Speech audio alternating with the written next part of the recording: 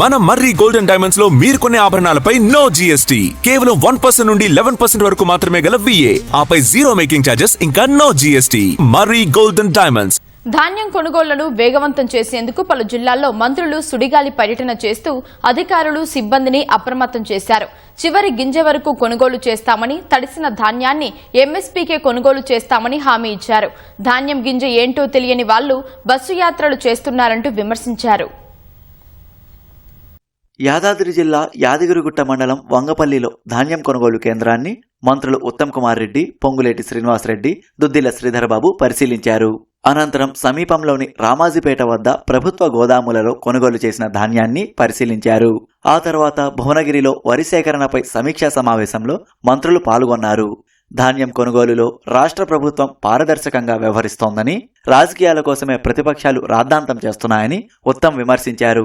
కొనుగోళ్లలోనూ రాష్ట్ర ప్రభుత్వం సరికొత్త రికార్డు సృష్టిస్తుందన్నారు.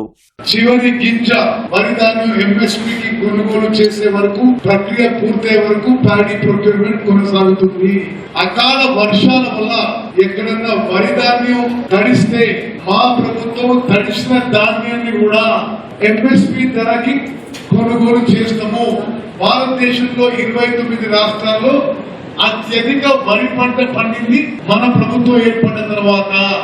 ఖరీఫ్ లో గాని, యాసంగిలో గాని మేము వచ్చిన తర్వాత ప్రతి పంట దేశంలోనే ఒక రికార్డు స్థాయి పంట పండింది.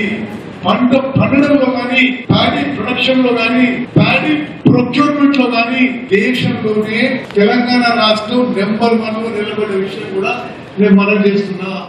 ఉమ్మడి వరంగల్ జిల్లాలో ధాన్యం, మొక్కజొన్న కొనుగోళ్లను జూన్ 4వ తేదీలోగా పూర్తి చేయాలని మంత్రి ఉత్తమ్ కుమార్ రెడ్డి అధికారులను ఆదేశించారు. హన్మకొండ జిల్లా కలెక్టరేట్లో మంత్రి పొంగులేటి శ్రీనివాసరెడ్డితో కలిసి నిర్వహించిన సమీక్షా సమావేశంలో రైతులు పండించిన ప్రతి గింజను ప్రభుత్వమే కొనుగోలు చేస్తుందని స్పష్టం చేశారు. ధాన్యం కొనుగోలు ప్రక్రియలో రెవెన్యూ, సివిల్ సప్లై, రవాణా, పోలీస్ శాఖలు సమన్వయంతో పనిచేయాలని మంత్రి పొంగులేటి అధికారులను ఆదేశించారు. మీరు మీ కింద ఉన్న స్టాఫ్, అది ఆర్టీఓలు కానీ, సివిల్ సప్లై డిపార్ట్మెంట్ కానీ, ట్రాన్స్పోర్ట్ కానీ, పోలీస్ కానీ, కోఆర్డినేషన్తో 100% మనం వచ్చి ఒక్క గింజ కూడా మిస్ కాకుండా ప్రొక్యూర్ చేసే రెస్పాన్సిబిలిటీ గౌరవ కలెక్టర్లు తీసుకోవాలా. This subject is very serious. అట్లే రైస్ మిల్లర్స్ ఏదైతే తాలు పేరుతో ఇతరత్ర 3 కేజీలు, 4 కేజీలు, 5 కేజీలు ఉందో అక్కడ ఉండే ఏ MRO పరిధిలో ఆ రైస్ మిల్స్ ఉంటాయో సీరియస్ యాక్షన్ తీసుకోండి వాటి మీద. ఓవరాల్గా ఇది ఛాలెంజ్.